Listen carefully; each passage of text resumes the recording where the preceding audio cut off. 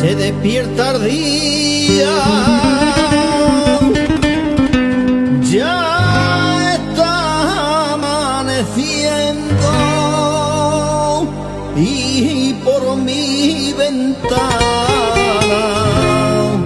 entra el aire fresco que me trae el aroma de Parato y romero.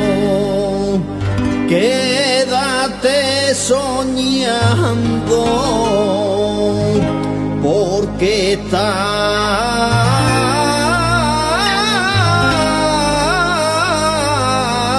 en Lieto.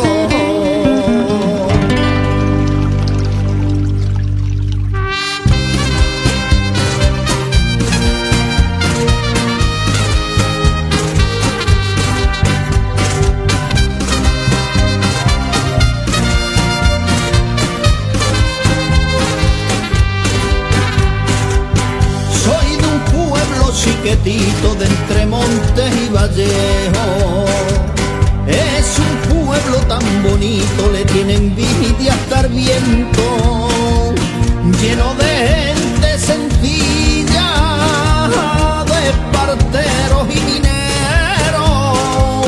Mi pueblo es una maravilla, lo mejor de la provincia, lo mejor del mundo entero. Tiene una ermita de Belén, una iglesia y un convento. Tiene un río a sus pies que del mundo es el espejo.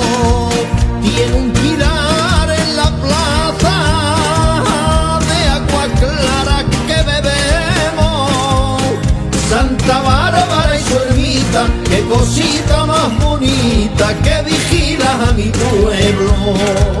Tengo una pena en el alma cada vez que no te veo, que hasta me faltan palabras, que hasta me faltan palabras cuando hablo de mi pueblo.